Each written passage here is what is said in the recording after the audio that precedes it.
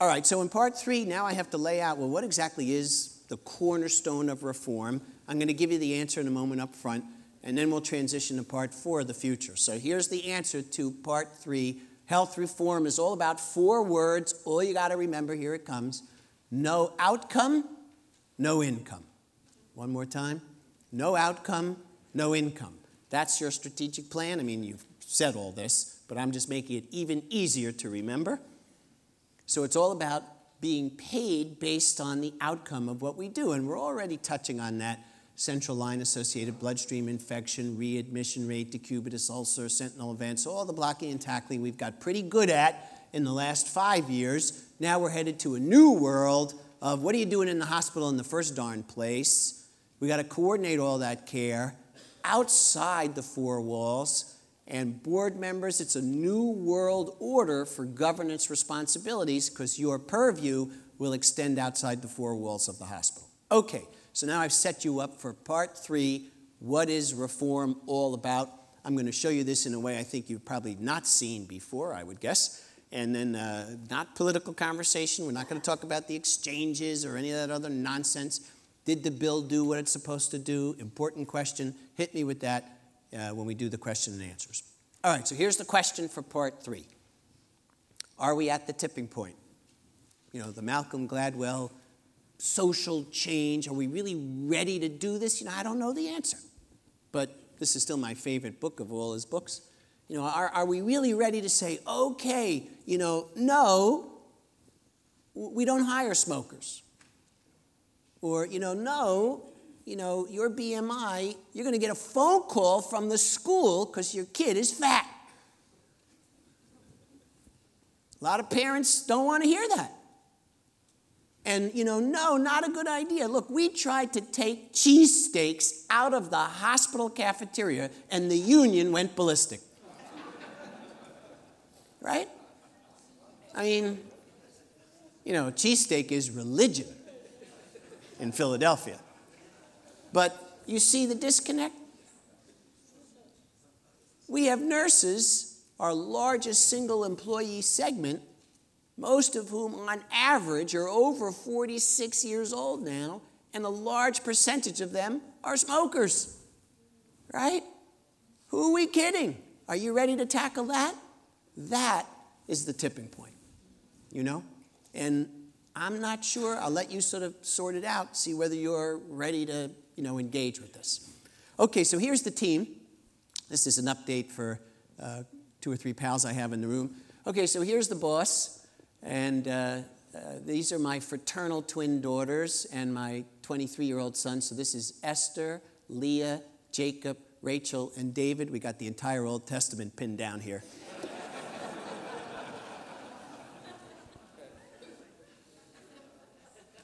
So we're a healthcare family. This I got to brag for 1 minute. This gets me ready to talk about health reform. So my wife and I trained in internal medicine together, 2 different medical schools, but we were house officers together. She's a managed care executive. My daughter Rachel is a senior in medical school at George Washington University in D.C., now deciding going into medicine, thank goodness. Her twin sister, this is ultra cool, has been working for the last few months, her first postgraduate school job at the Center for Medicare and Medicaid Innovation at Medicare headquarters. So I have a daughter inside the belly of the beast. How cool is that? And Jake, I'm so happy to tell you, he graduated in May. Then he worked on a farm. Then he went to Nashville to do a gig with some pals. And then the boss and I said, you're out of money February 1st, and I want you to come home. January 15th, he got a job. Unbelievable. Unbelievable. You can't make this up. I mean, Scout's honor. January 15th, the night before his 23rd birthday, I get the phone call. Dad? Yes, Jake, where are you? I'm in Denver. Oh, that's great. Did you get it? I got a job. I'm so excited. I said, why are you so excited? I said, I'm excited because that car you're driving, I want you to bring it home if you didn't get that job. So he's at a cool company called WellTok.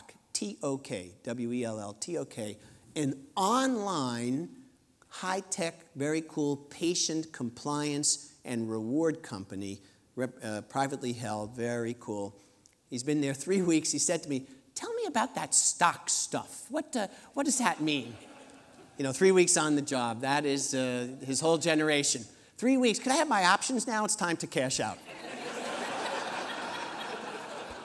Unbelievable. You can't make it up. You really can't. All right. So you get the picture. The Nash family, healthcare is the family business. That's really the message. All right. So now here's reform in a way you've never seen it.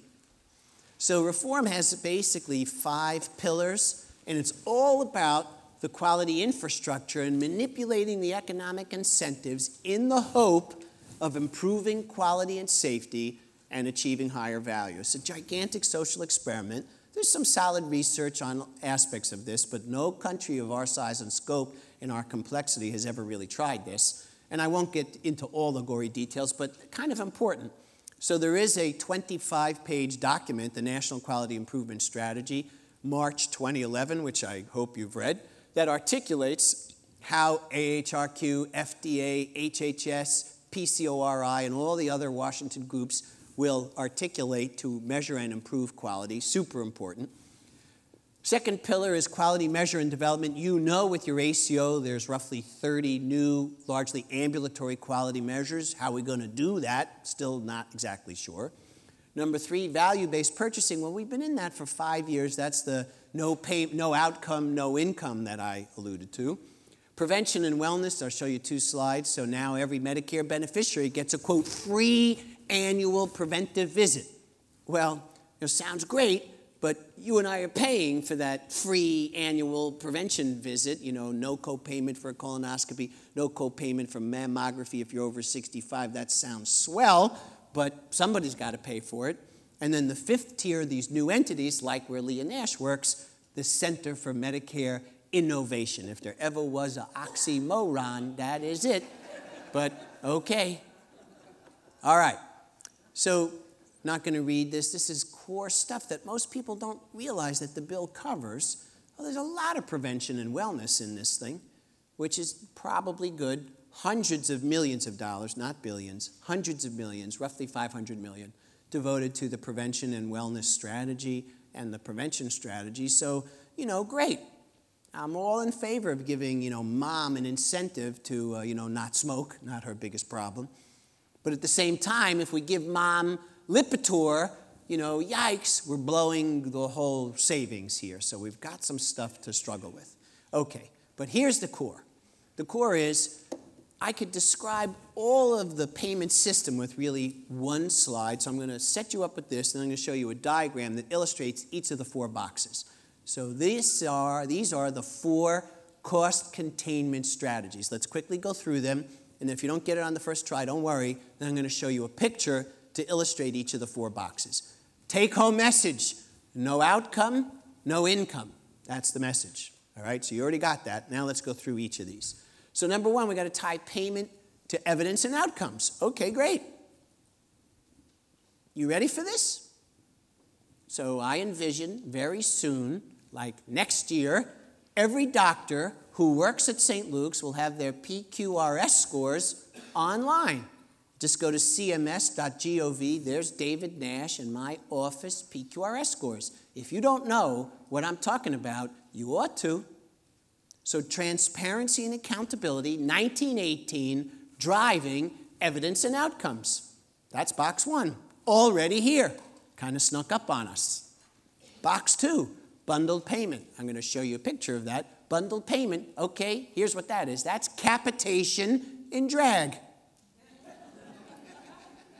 That's capitation from 1994, 5, and 6, coming from California, back to get us. But the difference this time is it's got subspecialists involved, not just the primary care poor doctor gatekeeper. That model's gone. The bundled payment is heat, light, electricity, the hospital, the clinic, the network, the nursing home, wherever, one lump sum. Your job, how do we allocate the bundle? More on that in a moment. Box 3, reimbursement for coordination of care. Well, when David Pate and I were house officers, here's what the discharge process looked like. Mrs. Jones, here's your prescription. See you later. I mean, he's laughing because it's accurate, right? See you later. The discharge process today, come over here, takes an average house officer at our place 25 minutes. Here's your prescription. Here's your follow-up appointment. Here's your nurse care manager. Here's the doctor's office and address. Here's the ambulance company that's going to use the bus to take you to your first appointment. Why? Because if she comes back in the next 30 days, it's our money at stake. So we haven't rewritten the textbook of medicine. We're just now getting paid to coordinate care. Board members, now you got to start thinking, well, where do these people go when we discharge them? And how do we keep them in the St. Luke's family and keep them healthy? Oh, boy. And then box 4, I know you're in an ACO. I'll show you some examples of where we got to go in the future. Okay, so let's quickly go through these. We're going to move from left to right, no politics intended. When we go from left to right, you and I assume more economic risk. That's the goal. So you're already accustomed to these pay-for-performance programs. We have one with our local Blue Cross plan. It's largely process-driven. Did you order the hemoglobin A1C? Did you check the urine for protein? Did you get the eye exam? Did you do the lipid profile? You know, great. We're doing better with this. Okay, it moves the ball, you know, a couple of yards. If you can't do this, you got no hope for value. So this is the baby steps. Certainly you don't want to ever have a never event. So board members, let me remind you, the journal Surgery, February 2013, 80 plus wrong site surgeries a month in our great country reported to the Joint Commission. How could that be in the 21st century is a head scratcher. How? Easy. No just culture. Oh, our nurse petrified by your biggest admitter, who's a son of a gun, and she saw that the film was backwards on the view box, wasn't going to say a word. That's how. So you better be able to do that. If you want to practice population-based care, you better have that just culture. This is how we do it here, based on the best available evidence. Not easy. Not easy. We already covered that in part 1. Okay, let's keep moving. Episode of care. So this is the bundled payment. Let me show you. You've seen this before. So we got like 35 million people are in some kind of bundled payment. It's typically right now for procedures, hips, knees, hearts, transplants. But eventually, we're going to get that bundled payment for heart failure. Oh boy, how are we going to divide that up? So here's the message on bundled payment. It's probably working because it's got that capitation sort of feel to it. Here's the lump sum. You figure out how to allocate it. So here's the message for the board on the bundled payment. As the size of the pie shrinks, because there's no new money, we're not going to get a greater amount of money in the next 4 years for Medicare. That ain't going to happen. So as the pie shrinks, the size of each piece gets smaller and smaller, right? The total pie is shrinking. As the pie shrinks, table manners will deteriorate.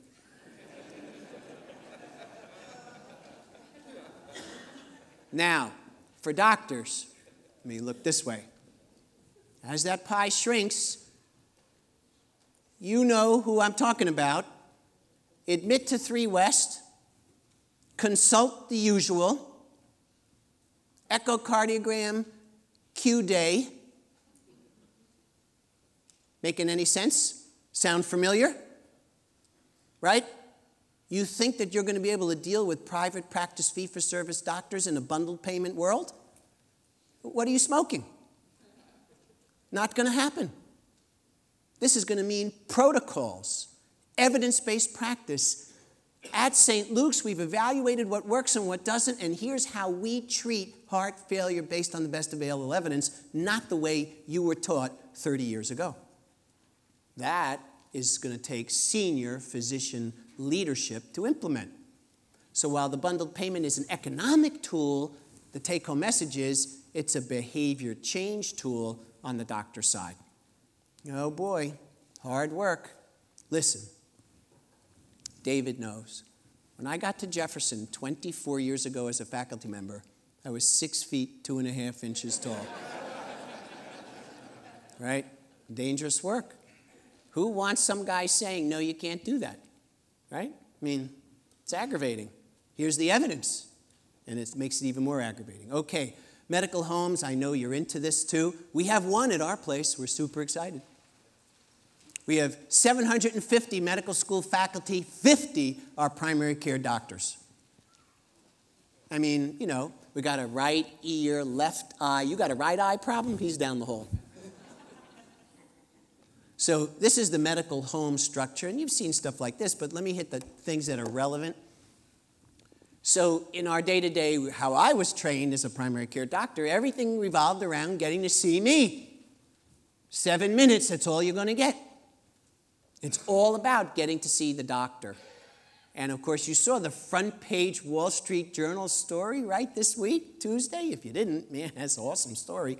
Laura Landrau, front page B-section story on the teamwork of the new doctor visit, right? The nurse practitioner, the physician's assistant, the pharmacist. Awesome, that's the model. One problem with this model, Rachel Nash's curriculum at George Washington University Medical School looks exactly like the curriculum Esther and I had 40 years ago. So I don't know whether in WWAMI they're building the doctor you're going to need. My hunch is probably not. Right? Who are we kidding? In a survey last year of family medicine house officers upon graduation, they asked, would you like to lead a medical home? What do you think they said? No freaking way. What is that even? Lead what? That's not what I was trained to do. This is a fundamental cultural issue.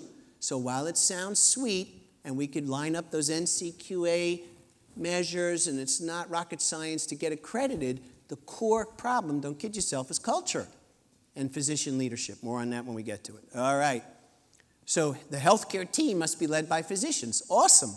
I would agree. If they're trained to be a leader. Not something you learn in medical school or residency. That's our deep secret. Doctors are captains of the team. Here's the team. We don't know each other's name.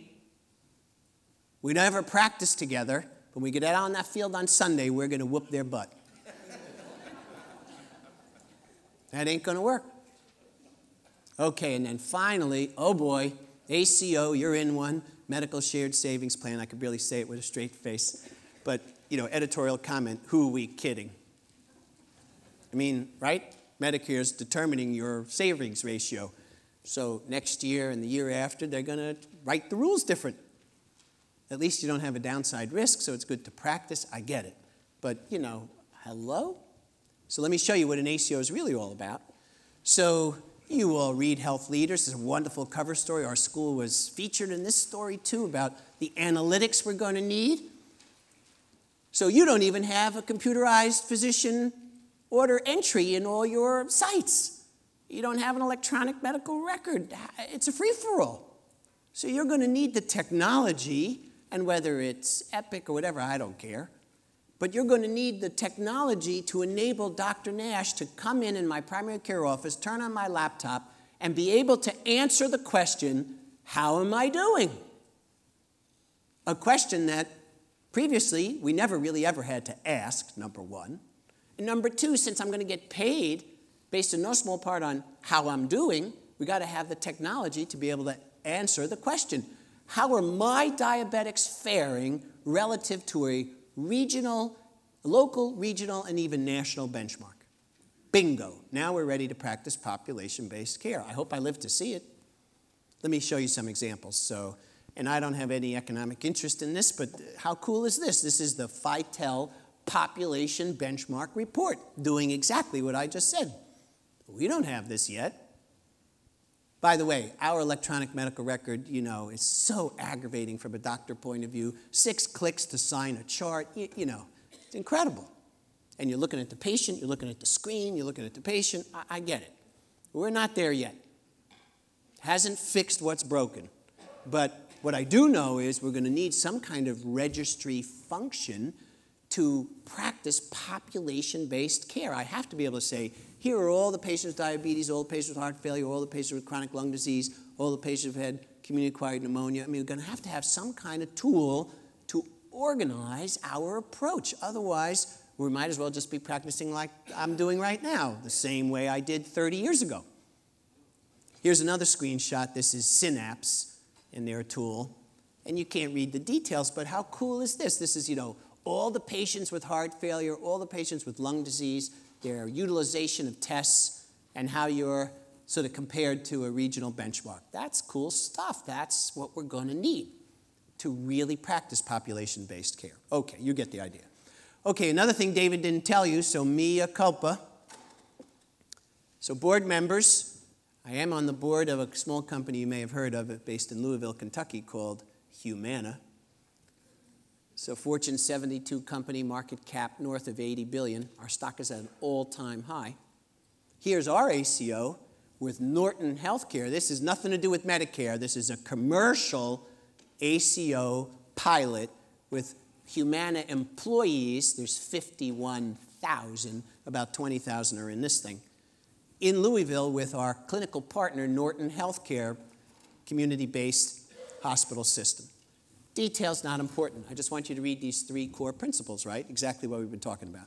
So the 3 core principles of the Humana Norton ACO are integrated care delivery, cool. Define patient population and measure, got it. And pay for results based on improved outcomes and cost. No outcome, no income. Are you ready to do this? What if Humana landed on a helicopter in Boise and said, woo, we're ready to deal.